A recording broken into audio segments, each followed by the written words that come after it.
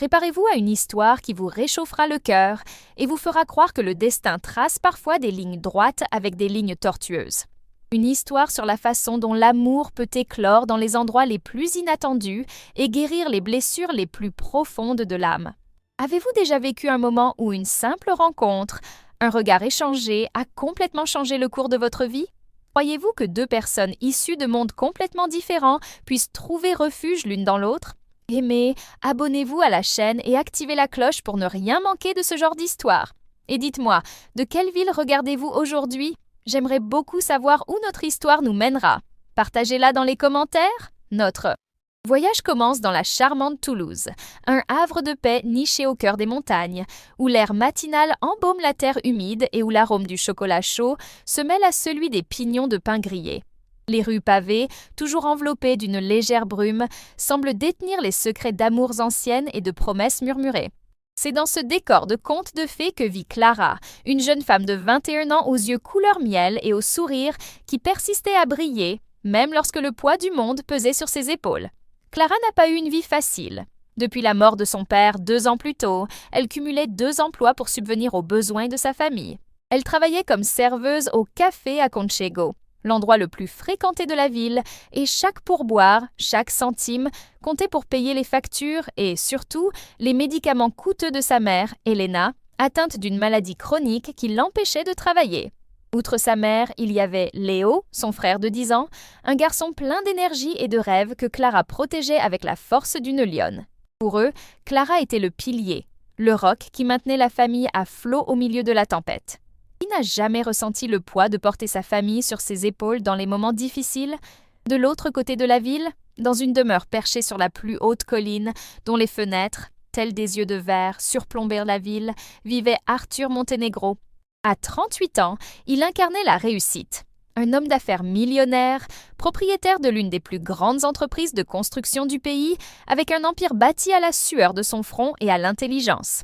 Mais derrière cette façade de pouvoir et de contrôle se cachait un homme brisé. Les murs de sa demeure étaient hauts et froids, et le silence qui résonnait dans les couloirs vides était le son constant de sa solitude. 5 ans auparavant, Arthur avait perdu la seule femme qu'il ait jamais aimée.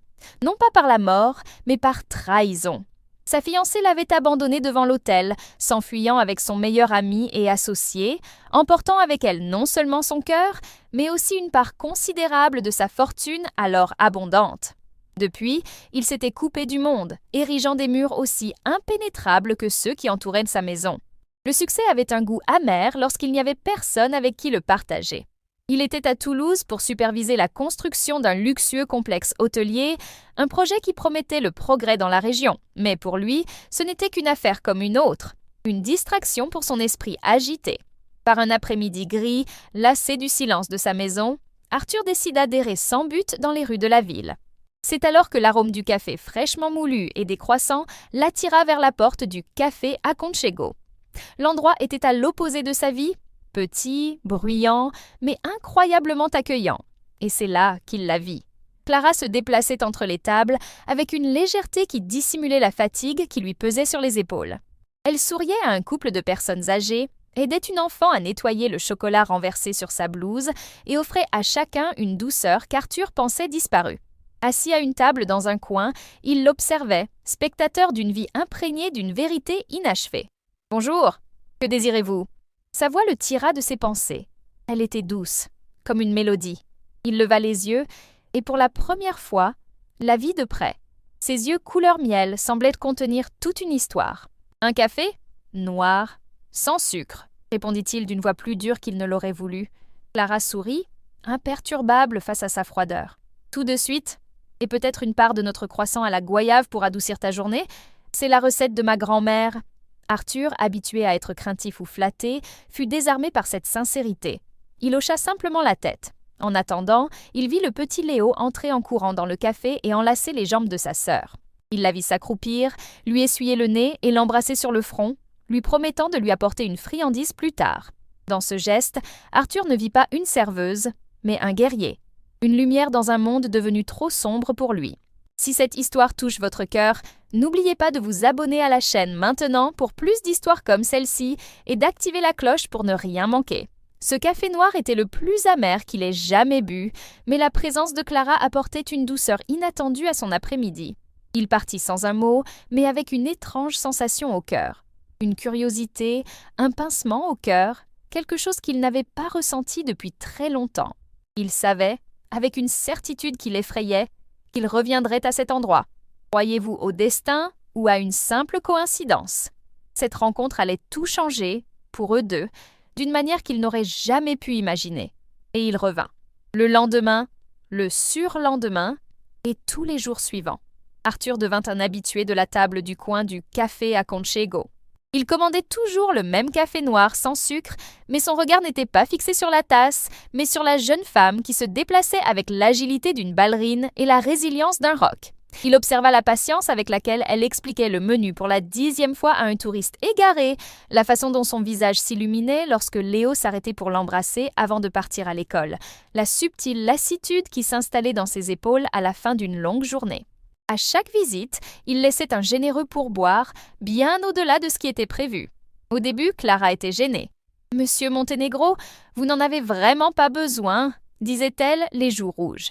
Mais il se contentait de hocher la tête, ses yeux gris indéchiffrables. « Votre service vaut chaque centime. » Pour Clara, cet argent supplémentaire était un soulagement, un petit répit dans son budget serré qui lui permettait de souffler un peu. Mais une part d'elle-même se demandait « Pourquoi cet homme riche et puissant passait-il tous ces après-midi là, dans ce simple café, à observer ?»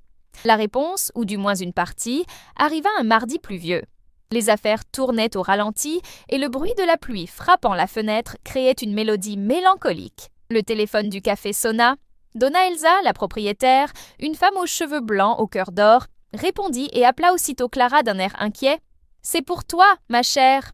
Ça a l'air urgent. » Clara répondit, et Arthur, de son point de vue, vit son visage se vider de ses couleurs. La main qui tenait le téléphone tremblait légèrement. Il n'entendait pas les mots, mais il en percevait l'impact. Il vit ses yeux couleur miel s'emplir de panique, sa bouche s'ouvrir et se fermer sans bruit. Elle murmura quelques mots, raccrocha et resta immobile un instant, la main posée sur le comptoir, comme si elle avait besoin d'un soutien pour ne pas tomber.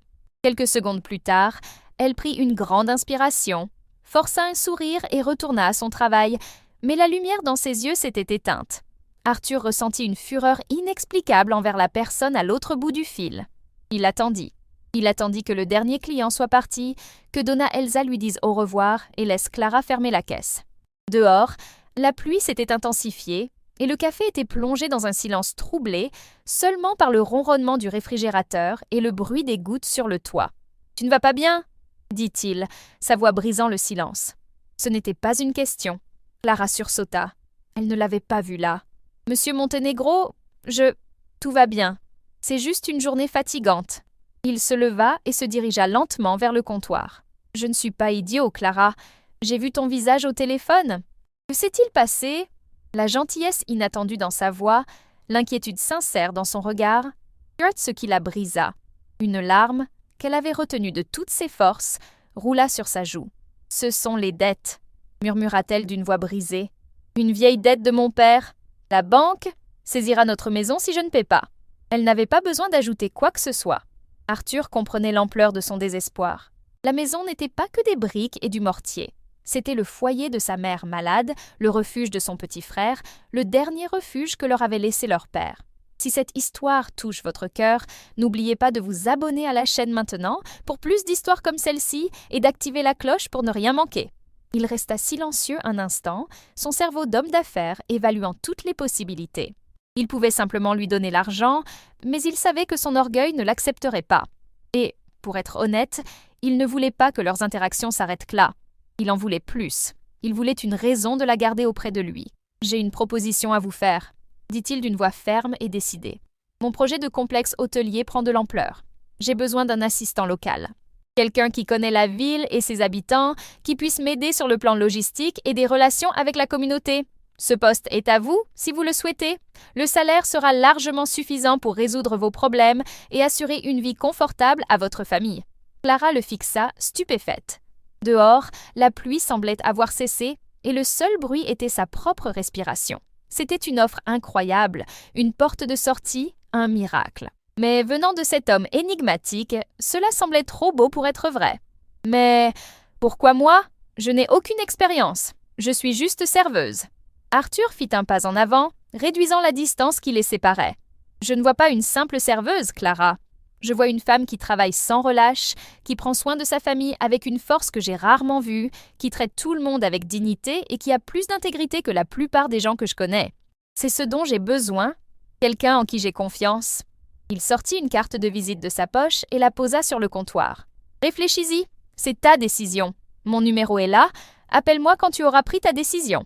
Il se retourna et partit, la laissant seule dans le silence du café où flottait l'odeur de la pluie et du café.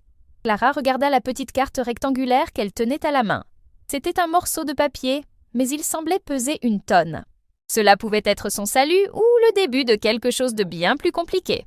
Que feriez-vous si vous étiez à la place du protagoniste? Accepteriez-vous l'offre de ce mystérieux inconnu de sauver votre famille? Partagez votre avis dans les commentaires. Cette nuit-là, Clara put à peine dormir. La carte d'Arthur Montenegro lui brûlait la main. C'était la solution à tous ses problèmes, une porte ouverte sur un avenir dont elle n'avait même pas osé rêver. Mais à quel prix? Elle ne savait rien de cet homme, si ce n'est qu'il était riche, puissant et qu'il avait un regard triste. Le lendemain matin, les yeux cernés, elle s'assit à la table de la cuisine avec sa mère, Elena. « Maman, je ne sais pas quoi faire », avoua Clara en poussant la carte sur la table. Elena, avec la sagesse que seule la vie peut donner, prit la carte et l'analysa. « Ma fille, la peur est mauvaise conseillère. Cet homme t'a proposé un emploi, pas une proposition indécente. Il t'a vu travailler, a vu ta force. Peut-être a-t-il vu en toi ce que tu oublies parfois.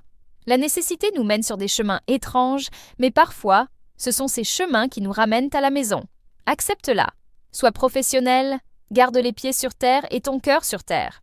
Mais ne laisse pas la peur te priver de cette chance. » Les paroles de sa mère furent le coup de pouce dont elle avait besoin. Le cœur battant, elle composa le numéro.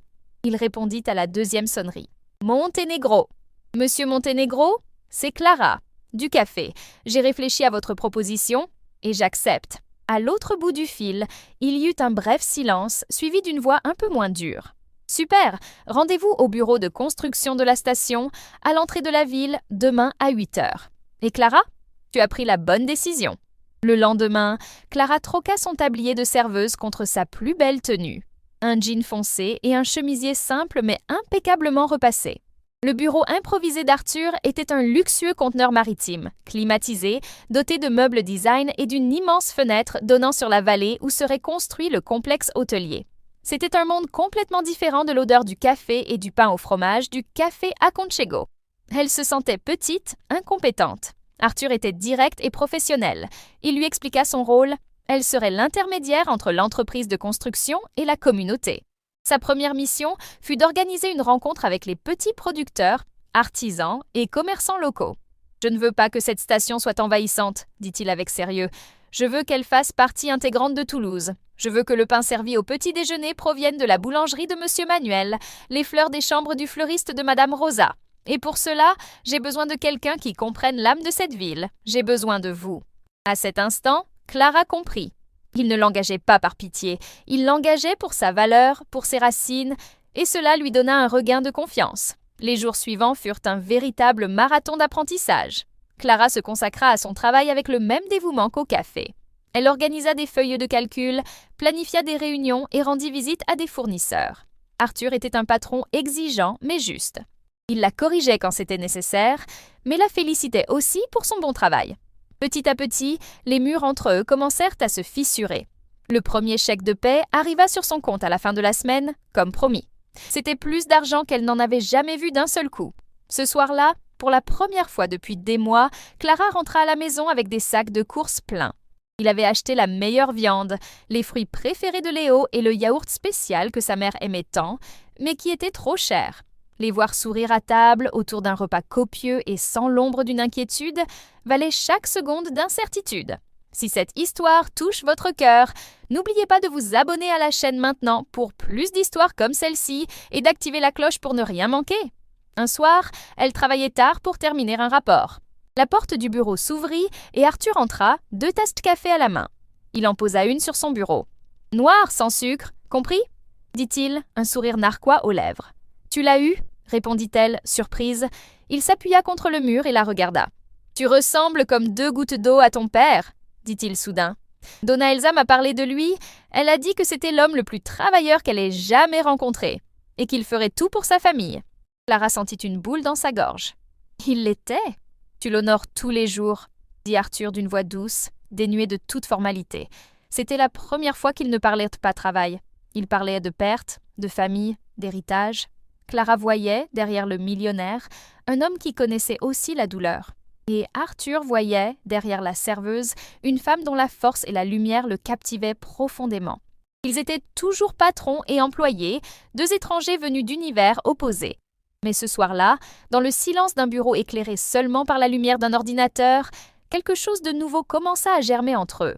Une graine de confiance, et peut-être quelque chose de plus. Croyez-vous que l'amour puisse guérir les vieilles blessures, que 2 âmes brisées puissent se retrouver et s'entraider? Partagez dans les commentaires. La graine plantée cette nuit-là commença à germer les jours suivants. La formalité entre eux céda la place à une camaraderie confortable.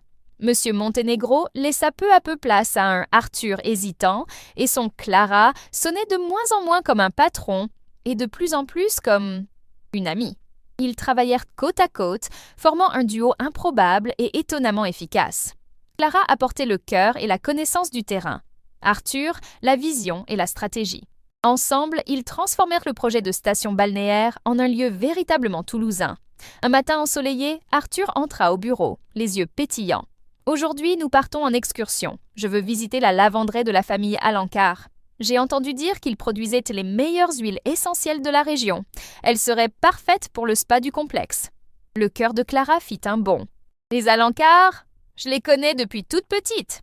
Donna Iris, la matriarche, était la meilleure amie de ma grand-mère. »« Mieux encore, » dit Arthur, un sourire éclairant ses yeux pour la première fois. « Alors, tu seras mon ambassadeur ?» Le trajet jusqu'à la ferme, dans la luxueuse voiture d'Arthur, était ponctué des anecdotes de Clara sur Toulouse. Elle lui montra une cascade cachée, raconta la légende d'un vieux figuier au bord de la route, décrivit le goût du fromage artisanal d'un village voisin.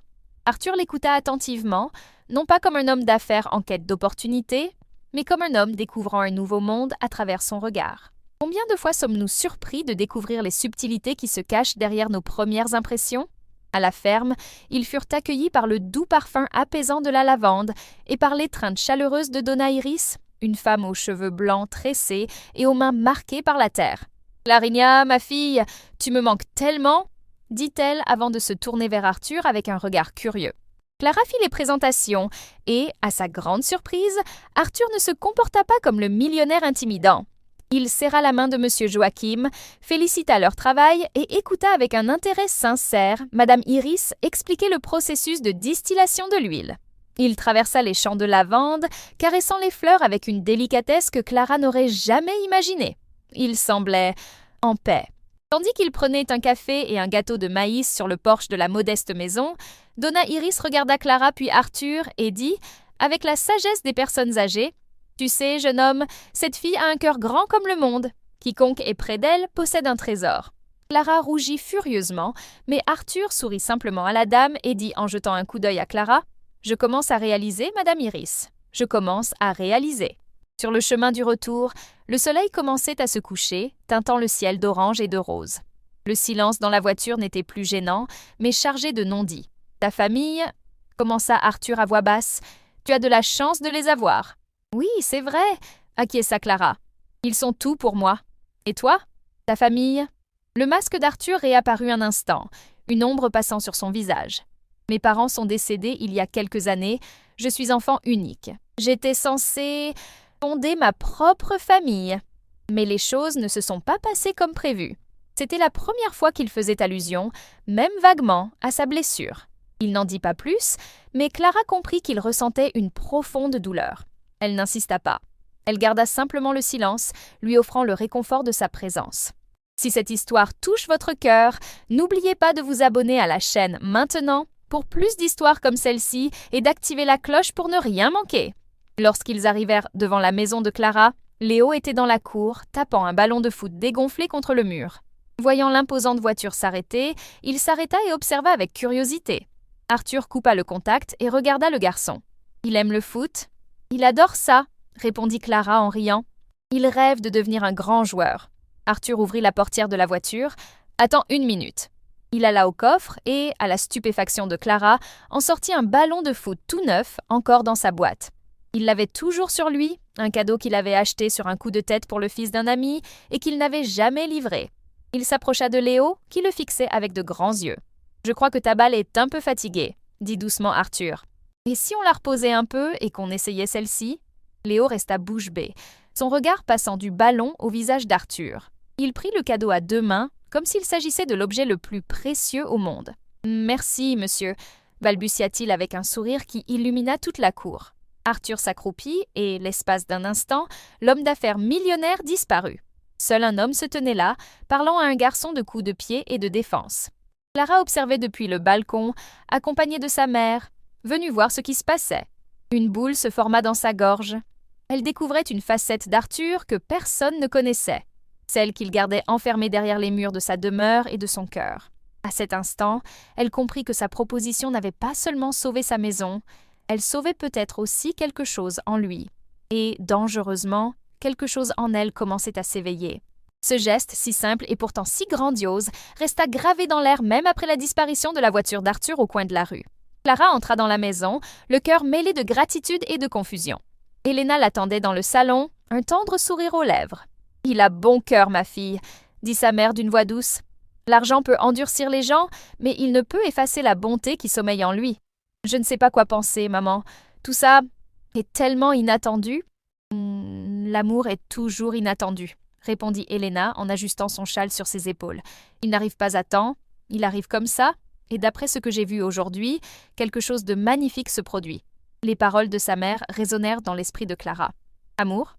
Le mot était trop fort. Elle ressentit de la gratitude, de l'admiration, un besoin étrange et grandissant de voir ce sourire rare sur le visage d'Arthur. Mais l'amour? Cette pensée l'effrayait et, en même temps, lui réchauffait la poitrine comme elle ne l'avait pas ressenti depuis longtemps. Au travail, la dynamique entre eux changea subtilement. Leurs conversations dépassèrent les rapports et les feuilles de calcul. Il s'enquit de la santé de sa mère, des notes de Léo à l'école. Elle s'enquit de sa journée, du poids qu'il portait sur ses épaules. Elle découvrit que derrière cet homme d'affaires impitoyable se cachait un homme qui aimait la musique classique, lisait de la philosophie avant de se coucher et ressentait une solitude si palpable qu'elle la blessait. Un jour, il la surprit. « Clara, je dois aller voir le terrain au sommet du Mont du Soleil. C'est là que nous prévoyons de construire un belvédère avec un café. J'ai besoin de ton avis. En fait, celui d'une famille. Que dirais-tu d'y aller samedi? Amène ta mère et ton frère. On pourrait pique-niquer. Ce sera des recherches sur le terrain. » L'invitation était déguisée en travail, mais ils savaient tous deux que c'était plus que cela.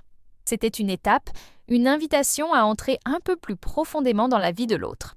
Le samedi se leva sous un ciel bleu-azur. Arthur arriva pour les récupérer, non pas dans sa berline de luxe, mais dans un SUV confortable. Il salua Helena avec un respect sincère et ébouriffa les cheveux de Léo qui le regardait déjà avec l'admiration d'un héros. Durant le trajet, ce fut Helena qui brisa la glace en racontant de vieilles histoires de Toulouse et Arthur l'écouta, fasciné. Au sommet de la montagne, la vue était époustouflante. La ville entière s'étendait à leurs pieds, un tapis de toits et d'arbres. Tandis que Léo traversait le terrain en courant avec son nouveau ballon, Arthur étendait une nappe à carreaux sur l'herbe et Clara disposait les sandwichs, les fruits et le gâteau qu'elle avait préparés. Assis là, au soleil matinal, il n'était pas le millionnaire et son assistante. Ils étaient juste 2 personnes, partageant un repas avec une famille qui commençait à se sentir à nouveau unie. « Je n'ai jamais connu ça », avoua doucement Arthur, regardant Léo et Helena rire à une blague. « Les pique-niques en famille. Mes parents étaient toujours occupés. J'ai passé mon enfance dans des pensionnats et des maisons vides avec des domestiques. » Clara le regarda et, pour la première fois, la tristesse dans ses yeux gris prit tout son sens. Il avait tout ce que l'argent pouvait acheter, mais il lui manquait l'essentiel. « Nous n'avions pas beaucoup d'argent, dit-elle d'une voix douce, mais nous étions ensemble, et cela, je crois, a toujours été notre plus grand atout. » Il se tourna vers elle, et l'intensité de son regard fit battre le cœur de Clara. « Tu es la personne la plus riche que je connaisse, Clara. » Le vent lui balaya le visage d'une mèche de cheveux, et, avant qu'elle puisse la repousser, sa main se déplaça, presque instinctivement, et la plaça délicatement derrière son oreille. Le contact fut bref, électrique, mais chargé d'une profonde signification. À cet instant, au sommet de cette montagne, le monde à leurs pieds, les derniers murs qui les séparaient s'effondrèrent silencieusement. Ils savaient, sans un mot, qu'il ne s'agissait plus d'un travail ou d'une dette. Il s'agissait de deux âmes qui se rencontraient par hasard et qui, ensemble, retrouvaient le chemin du retour. Avez-vous déjà eu l'impression de tomber amoureux de quelqu'un qui, au premier abord, semblait venir d'un monde complètement différent du vôtre? Partagez votre expérience dans les commentaires. La descente de la montagne s'effectua dans un silence différent. Ce n'était plus le silence gêné du début, ni le silence confortable de la camaraderie. C'était un silence dense, électrique, chargé de tout ce qui s'était passé là-haut. Elena et Léo, fatigués par le soleil et l'air frais, somnolaient sur la banquette arrière. À l'avant, Clara sentait la chaleur de la présence d'Arthur à ses côtés et l'endroit de son oreille où ses doigts l'avaient touchée la picotait encore. À mi-chemin, Arthur arrêta la voiture dans un petit creux de la route, un belvédère naturel que peu de gens connaissaient. Il coupa le moteur, et le seul bruit qu'il entendit fut le chant des oiseaux en fin d'après-midi. « Clara !» dit-il en se tournant vers elle. Sa voix était basse, presque un murmure. « Il faut que je te dise quelque chose. Avant de venir à Toulouse, j'étais une coquille vide, un homme qui fonctionnait en mode automatique. Je construisais des immeubles, concluais des affaires, accumulais de l'argent, mais je ne vivais pas. Je ne ressentais rien. Tout était gris. » Il marqua une pause, ses yeux gris scrutant les siens dans la pénombre de la voiture. « Depuis que je t'ai rencontré, depuis que je suis entrée dans ce café et que je t'ai vu sourire, malgré le monde qui te soutenait, les choses ont commencé à changer.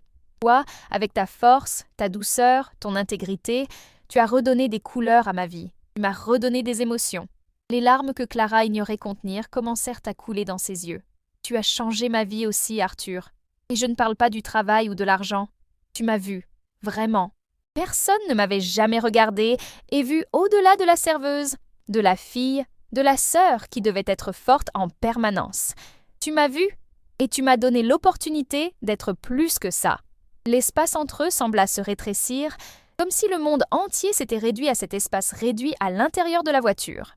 Arthur tendit la main et du pouce essuya une larme qui coulait sur sa joue. Sa main resta là, sa peau chaude contre la sienne. « Je ne veux plus vivre dans le gris, Clara, » murmura-t-il. Et puis, il s'est penché et l'a embrassée.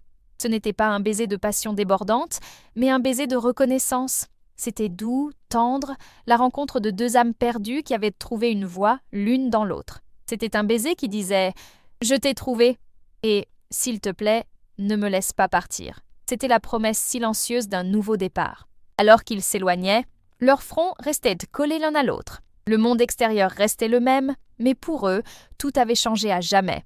À partir de ce jour, ils étaient Arthur et Clara.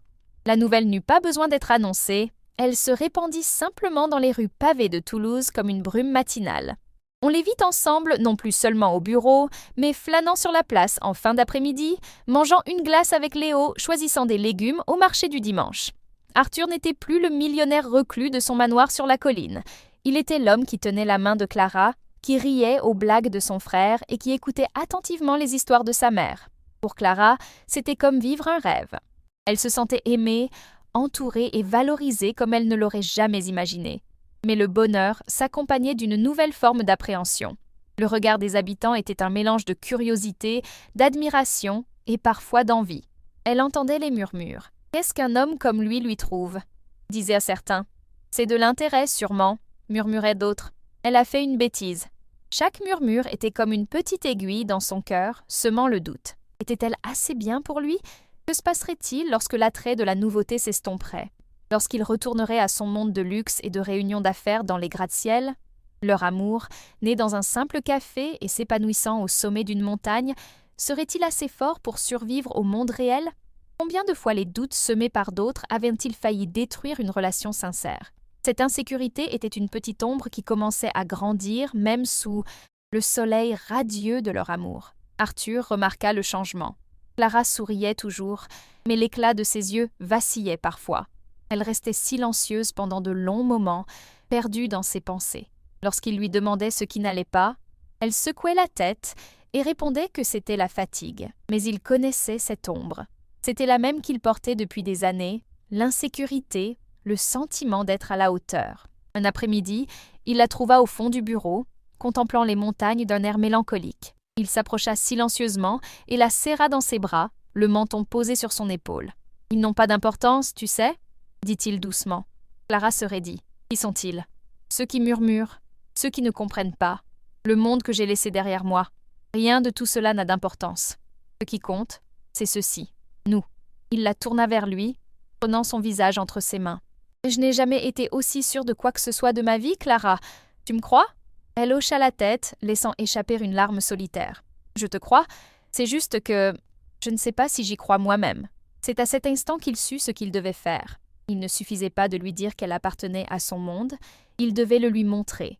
Et il devait montrer à son monde et au sien qu'elle était la seule chose qui comptait. « Dans un mois, annonça-t-il d'une voix ferme et déterminée, il y aura un événement de lancement pour le projet de complexe hôtelier, un dîner de gala, investisseurs, presse, élite de la région, tout le monde sera là, et je veux que tu sois à mes côtés. Non pas comme assistante, mais comme compagne, comme hôtesse, l'âme de ce lieu. » La panique traversa les yeux de Clara. « Arthur, je ne peux pas, je ne saurais pas quoi porter, quoi dire, je n'ai rien à faire ici. »« Ton lieu est le mien, où que je sois. » répondit-il, ne laissant planer aucun doute. « Et nous allons y arriver ensemble. » Les jours qui suivirent furent un tourbillon.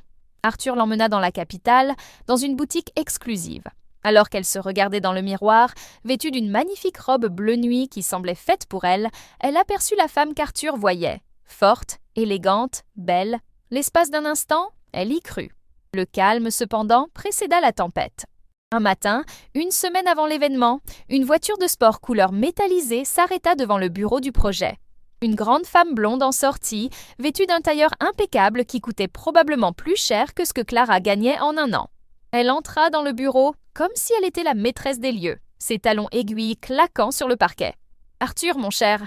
dit-elle d'une voix guindée, ignorant complètement la présence de Clara. « Quelle surprise de te trouver dans ce coin perdu. Je suis venue voir de mes propres yeux ton petit projet caritatif. » Arthur se leva, son expression s'assombrissant instantanément. « Véronica, que fais-tu ici ?»« Les affaires, toujours les affaires. » Et un peu de curiosité, dit-elle en posant enfin son regard sur Clara, la parcourant du regard. « Et qui est ton assistante locale ? Chérie, peux-tu nous servir 2 cafés chez Arthur sans sucre ?» L'air de la pièce devint froid. Clara sentit son sang se retirer de son visage. Toutes ces insécurités, tous les murmures de la ville avaient soudain un visage et un nom. Véronica. Que feriez-vous si vous étiez à la place du protagoniste ? Répondriez-vous ou resteriez-vous silencieux ? Avant que Clara puisse réagir, Arthur fit le tour de la table et se plaça à côté d'elle, lui entourant les épaules d'un bras protecteur. Sa voix était calme, mais avec une pointe d'inflexibilité. « Véronica, voici Clara, la directrice de l'intégration communautaire pour ce projet, et la femme que j'aime. » La surprise sur le visage de Véronica était sincère, suivie d'un ricanement à peine dissimulé. « Ah, je vois. Une distraction locale. Tout homme y a droit, je suppose. Mais ne t'inquiète pas, Arthur, quand tu te lasseras de jouer à la maison, le monde réel t'attendra. » Elle lui fit un clin d'œil et se retourna pour partir. « C'était un plaisir, Clara !» Son nom lui échappa comme une horreur. Lorsque la porte se referma, le silence qui s'installa fut pesant. Clara se dégagea de l'étreinte d'Arthur, se sentant petite, humiliée. Cette robe coûteuse, la confiance qu'elle commençait à acquérir, tout s'écroula. « Je te l'ai dit, Arthur, » murmura-t-elle d'une voix brisée, « je n'appartiens pas à ce monde. Elle est ton monde. »« Non !» dit-il en la tenant par les bras, la forçant à le regarder. « Elle est mon passé. Un passé que j'ai fui, un passé vide et superficiel. Toi, Clara, tu es mon présent et tout mon avenir. » Mais les paroles venimeuses de Véronica avaient déjà atteint leur cible, s'enfonçant profondément dans le cœur de Clara, arrosant le doute semé par les murmures de la ville. Le gala, qui lui avait autrefois semblé un défi, se dressait désormais devant elle tel un échafaudage. Si vous avez aimé cette intrigue, dites-moi dans les commentaires une idée pour la prochaine. Peut-être une histoire d'amour à Paris ? Malgré les paroles fermes d'Arthur, la visite de Véronica laissa une blessure ouverte. Les jours suivants, une ombre subtile plana sur Clara. Elle continua à travailler avec le même dévouement, mais le sourire ne parvenait plus à ses yeux. Elle avançait comme sur des éclats de verre, craignant qu'un faux mouvement ne rompe le charme et ne donne raison à Véronica. Arthur sentit la distance grandir entre eux, un abîme silencieux que ses paroles de réconfort ne parvenaient pas à combler. Il avait tout essayé. Il lui avait offert des fleurs, l'avait emmené dîner dans des restaurants discrets, avait passé des heures à discuter avec Elena et Léo, essayant de reconstruire le lien que son insécurité érodait. Mais il lisait la même question obsédante dans ses yeux. Pour combien de temps? Un soir, 3 jours avant le gala, Clara rentra épuisée, non pas du travail, mais du poids du cœur. Elle trouva sa mère dans la cuisine, en train de préparer une tisane à la camomille. L'odeur familière l'enveloppa, et cela suffisait à faire s'effondrer ses défenses. « Je ne peux pas, maman, » dit-elle d'une voix nouée. « Je ne peux pas aller à cette fête, j'aurais l'air d'une imposture. Tout le monde me regarderait et verrait la serveuse chanceuse. Il verrait ce que cette femme a vu. » Elena se retourna, s'essuya les mains sur son tablier et prit le visage de sa fille entre ses mains avec une tendresse infinie. « Et qu'a-t-elle vu, ma chère? Une jeune femme belle, forte et travailleuse qui a conquis le cœur d'un homme bon? Ou a-t-elle vu le reflet amer d'une vie où les gens s'échangent comme des accessoires de luxe ?» Elena la guida vers la chaise. Arthur n'est pas tombé amoureux d'une robe de créateur, ni d'un nom de famille prestigieux. Il est tombé amoureux de la femme qui lui servait le café avec un sourire sincère alors que son monde était empli d'amertume. Il est tombé amoureux de la fille qui prend soin de sa mère malade et du pilier qui soutient sa famille. Il est tombé amoureux de toi, Clara, de ton naissance. Aucune Véronica au monde ne peut te l'enlever, à moins que tu ne le permettes. Les paroles de sa mère furent un baume, mais le doute persistait. Puis la sonnette retentit. C'était Arthur. Il n'apportait ni fleurs ni cadeaux. Il n'était venu que lui-même, l'air sérieux et déterminé. « Elena, Léo, excusez-moi, dit-il poliment. J'ai besoin de vous emmener Clara un instant. » Il lui prit la main et la conduisit dehors, dans le petit jardin qu'elle entretenait avec tant de soin. La nuit était étoilée et le parfum des jasmins nocturnes emplissait l'air. « J'ai tout faux, commença-t-il d'une voix grave. J'ai passé ces derniers jours à essayer de te convaincre d'entrer dans mon monde, à te montrer que tu appartiens à cet univers. Mais j'étais aveugle. Il ne s'agit pas que tu entres dans mon monde, Clara, il s'agit de construire le nôtre. » Il s'approcha, ses yeux gris brillants au clair de lune. « Je me fiche du gala. On peut tout annuler. Ce qui compte pour moi, c'est toi. Mais sache une chose, ce complexe, ce projet, ce n'est pas le mien, c'est le nôtre. C'est ta compassion, ta vision de la communauté qui l'ont transformé d'un tas de béton en un lieu doté d'une âme. Ces gens ne viendront pas à mon événement, ils viendront au nôtre, et tu ne seras pas là en tant que mon invité, tu seras là en tant qu'hôte, créatrice, la femme qui lui a donné tout son cœur. » Il lui prit les mains. « Ne pars pas pour leur prouver quoi que ce soit. Vas-y pour célébrer ce que nous avons construit, pour te célébrer. Et si jamais tu te sens mal à l'aise, on partira, ensemble, parce que j'ai ma place où que tu sois. » À cet instant, sous le ciel de Toulouse, Clara comprit. Il ne s'agissait pas de s'intégrer, il s'agissait d'appartenance, appartenir à elle-même, à son histoire et à l'amour qu'il construisait, un amour assez fort pour avoir son propre monde. Une larme coula sur son visage, mais cette fois, c'était une larme de libération. « J'irai, » dit-elle d'une voix assurée pour la première fois depuis des jours. « J'irai à notre fête. » Le sourire qu'Arthur lui adressa valait plus que toutes les robes et tous les bijoux du monde. C'était un sourire de soulagement, d'admiration et d'un amour si profond qu'il semblait pouvoir déplacer des montagnes. Il la serra fort dans ses bras et, là, dans le petit jardin de leur simple demeure, au milieu des senteurs de terre et de fleurs, ils étaient invincibles. L'orage était passé et le ciel était dégagé pour la nuit la plus importante de leur vie. Si cette histoire vous touche, abonnez-vous dès maintenant à la chaîne pour découvrir d'autres histoires comme celle-ci et activez la cloche pour ne rien manquer. La soirée de gala arriva comme un soupir retenu, un instant suspendu dans le temps pour tout Toulouse. La grande salle de bal du nouvel hôtel, encore parfumée de peintures fraîches et de bois précieux, était métamorphosée. Des lumières dorées pendaient du haut plafond, telles des étoiles captives, la musique d'un quatuor à cordes flottait doucement dans l'air, et le murmure des conversations élégantes se mêlait au tintement des verres de cristal. Lorsqu'Arthur alla chercher Clara chez elle, il resta un instant sans voix. Elle descendit les marches de sa simple véranda, vêtue de sa robe bleu nuit. La robe était splendide, mais c'était la femme en elle qui rayonnait d'une lumière particulière. Il n'y avait aucune trace de la serveuse hésitante ni de la jeune femme bouleversée.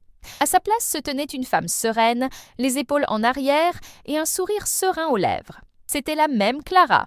Mais maintenant, elle semblait entière, comme si elle avait enfin réuni toutes les parties d'elle-même. « Toi, » commença-t-il d'une voix rauque, « tu es la plus belle chose que j'ai jamais vue. » Elle sourit, un sourire sincère qui éclaira ses yeux couleur miel. « Je me sens enfin moi-même. » Main dans la main, ils entrèrent dans la salle. Comme prévu, Toutes les têtes se tournèrent. Des murmures commencèrent à se faire entendre, un frémissement qui se répandit dans la salle. Mais cette fois, Clara ne broncha pas. Elle leva la tête et regarda la foule, non pas avec défi, mais avec une ouverture sincère. Arthur commença à la présenter à des investisseurs et des partenaires, mais comprit vite qu'elle n'avait pas besoin de son aide. Elle se souvint du nom du fromager local qu'ils avaient engagé, s'enquit de la famille de l'architecte et expliqua avec passion et savoir-faire comment le projet profiterait aux artisans de la ville. Elle ne parla pas de chiffres ni de prévisions de bénéfices. Elle parla des gens, de la communauté, de l'âme, et les gens écoutèrent. Leurs regards curieux se transformèrent en intérêt, puis en respect. Elle ne jouait pas la comédie. Elle était elle-même, et son authenticité était l'arme la plus puissante dans cette salle. C'est alors qu'elle apparut, glissant à travers la foule tel un serpent de soie. Véronica. Elle s'arrêta devant eux, un sourire narquois sur ses lèvres peintes en rouge. « Tiens, dit-elle assez fort pour que les personnes présentes l'entendent. Cendrillon est vraiment venu au bal. J'espère que tu apprécieras, ma chère. Le charme se dissipe généralement à minuit. » L'atmosphère devint tendue. Tous les regards se tournèrent vers Clara. Arthur s'avança, prêt à intervenir, mais Clara posa doucement la main sur son bras, l'arrêtant. Elle se tourna vers Véronica, et le même sourire calme et sincère qu'elle avait adressé à Arthur plus tôt s'adressa maintenant à la femme devant elle. « Merci de votre sollicitude, Véronica, » dit Clara d'une voix claire et ferme, sans la moindre hésitation. Mais ce n'est pas un conte de fées, c'est une histoire construite avec beaucoup de travail, de respect et d'amour véritable. Et la beauté de ce genre de sort, c'est qu'il ne finit jamais. Un silence stupéfait s'abattit sur le petit cercle autour d'eux, suivi d'un murmure d'admiration. Clara n'avait été ni impolie ni agressive. Elle avait simplement répondu avec la vérité, désarmant le venin par sa grâce et son intégrité. Véronica, pour la première fois, resta sans voix. Son visage se tordit en un masque de fureur contenue avant qu'elle ne se retourne et disparaisse dans la foule.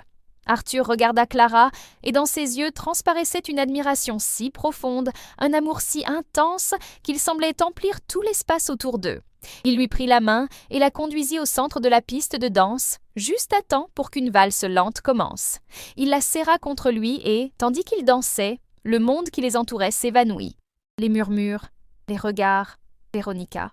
Rien d'autre n'avait d'importance.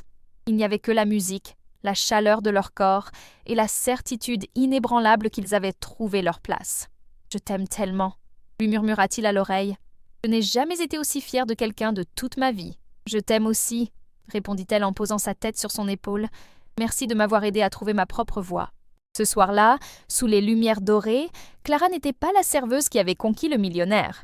Et il n'était pas le millionnaire qui l'avait sauvé. Ils étaient juste Arthur et Clara, partenaires, égaux, les fondations d'un monde qu'ils construiraient ensemble, brique par brique. Avez-vous déjà eu besoin de trouver votre propre voie pour faire taire les critiques? Partagez votre histoire dans les commentaires. La soirée de gala marqua un tournant. Les rumeurs à Toulouse ne cessèrent pas, mais elles changèrent de ton. Les ragots malveillants cédèrent la place à un respect réticent, puis à une admiration sincère pour la fille de café qui avait plus de classe et de courage que toute l'élite réunie. Leur vie retrouva un rythme doux et régulier. Arthur, pour la première fois depuis des années, se sentit chez lui, non pas dans un manoir, mais auprès d'elle, d'Helena et de Léo. Clara s'épanouit, sa confiance en elle devenant aussi naturelle que sa gentillesse. Ils n'étaient plus deux mondes en collision, mais un univers en expansion, bâti sur les fondations solides de l'amour et du respect mutuel. Les mois qui suivirent furent comme un rêve peint à l'aquarelle. La station, baptisée par Clara « Refuge du cœur », devint la fierté de Toulouse, un lieu vibrant de l'énergie de la communauté locale. Arthur n'était plus l'étrange reclus dans sa demeure perchée sur la colline. Son foyer, découvrit-il, n'était pas fait de murs, mais d'instants. Le rire de Léo résonnant dans le jardin, tandis qu'il lui apprenait à taper dans un ballon, l'odeur du croissant d'Helena sortant du four le dimanche après-midi, le doux contact de la main de Clara dans la sienne lorsqu'ils arpentaient les rues pavées au crépuscule. Il avait trouvé une famille, et ce faisant, il s'était trouvé lui-même. Clara, quant à elle, s'est investie dans son nouveau rôle avec la même grâce qu'elle avait servi le café. Elle est devenue l'âme du complexe, supervisant les projets sociaux mis en place et veillant à ce que chaque client ressente la chaleur et l'authenticité toulousaine. Elle et Arthur formaient une équipe, à la maison comme au travail, leur vie étant si étroitement liée qu'on aurait dit qu'il en avait toujours été ainsi. C'est par un matin de printemps, alors que les fleurs sauvages se coloraient de 1000 couleurs autour de la ville, que Clara ressentit ses premiers vertiges, suivis d'une vague de nausées. Les jours suivants, les signes devinrent indéniables. Un test acheté en cachette en pharmacie confirma ce que son cœur soupçonnait déjà, elle était enceinte.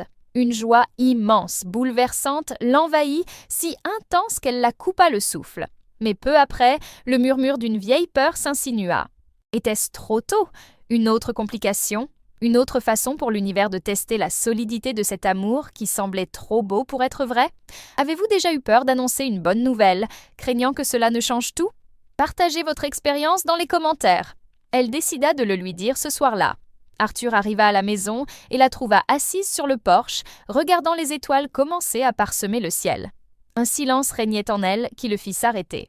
Il s'assit à côté d'elle, lui prit la main et attendit. « Arthur », commença-t-elle d'une voix un peu tremblante, « nous avons tant construit ensemble, un endroit, une vie, une famille, et j'ai l'impression que notre monde va s'agrandir encore un peu. » Elle posa sa main sur son ventre encore plat. Arthur la fixa, confus pendant une seconde, puis ses yeux s'écarquillèrent tandis qu'il comprenait. Son regard passa de sa main à son visage, la bouche entr'ouverte, cherchant les mots qui ne venaient pas.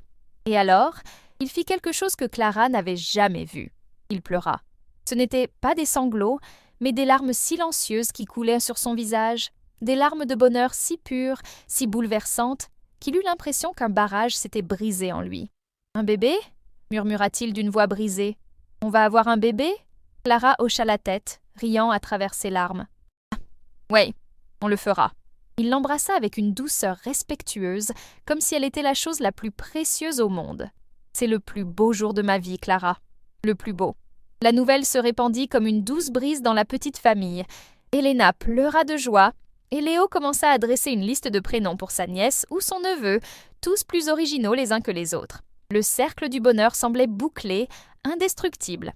Mais le passé a parfois tendance à frapper à la porte quand on s'y attend le moins. Une semaine plus tard, le téléphone d'Arthur sonna. C'était un numéro qu'il n'avait pas vu depuis plus de 10 ans. Une hésitation se lisait sur son visage avant de répondre. La conversation fut brève, les réponses d'Arthur monosyllabiques. Lorsqu'il raccrocha, son visage était un masque de pierre, le même qu'il portait lorsque Clara l'avait rencontré. « Qu'est-ce qu'il y a, mon amour ?»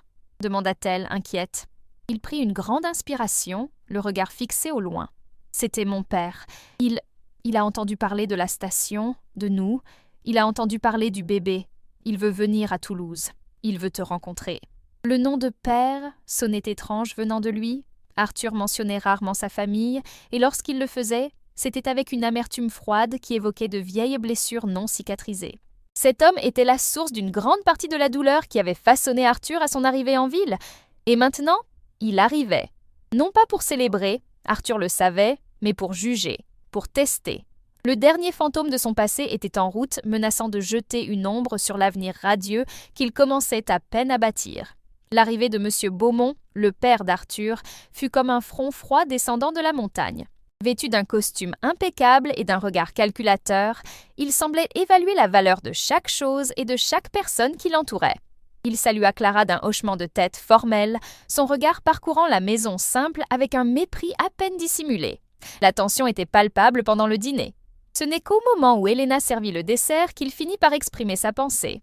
« C'est une sacrée histoire, n'est-ce pas, Arthur ?» dit-il avec un sourire qui n'atteignit pas ses yeux.